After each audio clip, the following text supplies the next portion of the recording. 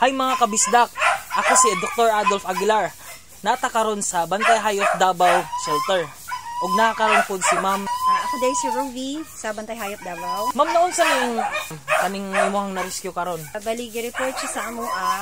Ang giingon sa amoa kay nakitaan siya no nga ang katunga sa ihang nawong nakalansay na daw. So among girespondihan, among gitan-aw og tinuod nga adunan ay severe infection sa ato ang na-rescue nga iro no. Na-rescue ni siya sa Talomo dito sa isa ka highly populated area. Nasyag ka ng settlers area ba. So daghan kay tao, daghan mga balay. Nya giingon sa amoa, nakitaan lang daw ni siya nga naghubag iyang naong. Nya pagpahuman pagkahuyos sa hubag, wala sa mga nana, nya naingon ani na iyang naong no. So mga nidagan siya mga isa ka semana na wala siya naatiman gikan atong nakitaan nga na injury iyang naong.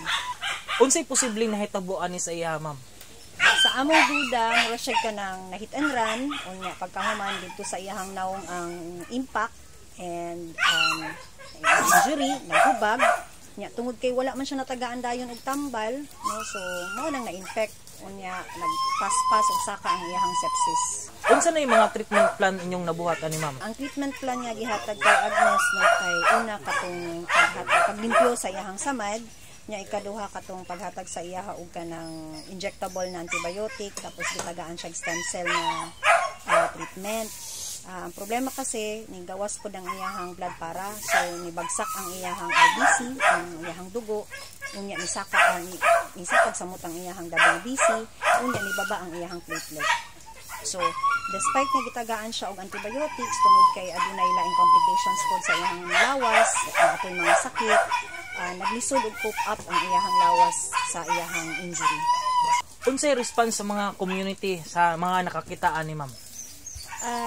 Mao na siya ang disappointing no kay nakita na di ay siya sobra isa ka semana na ang nilabay pero wala ni tabang sa iyaha, wala ni report, puro lang siya tungod kinanimaho man gud siya, so tanan ginalikayan siya kanang gikaludan siya ba na instead unta nga tabangan ang usa ka hayop nga nagkaroon og injury ngayon ani, ang response ng community is gisalikway siya, ginapahawa siya, unya kanang usahay kanang abugon jud siya. Naay mga naluoy sa iyaha pero wala gyud katong naning kamot nga matagaan siya tama nga tambal. Mao to kung naatay makita na ing-ani na sitwasyon, ing-ani na kondisyon, unta na ang atong community dili nato ni pagkaludan. Dapat mo aksyon ta. Pwede man ta mo tawag sa barangay, pwede po ta mo tawag sa atong city vet or sa mga concerned citizen or mga rescuer para maapas nato kay kanina kondisyon. Imagine bukog na, klaro na kayong bukog sa iyang naong, too late na gid kayo ni siya na panghitabua. Mo nang sunod na makakita taan ni ato ding aksyonan para dili pa mulala. Naunsa man pud ni siya ma'am?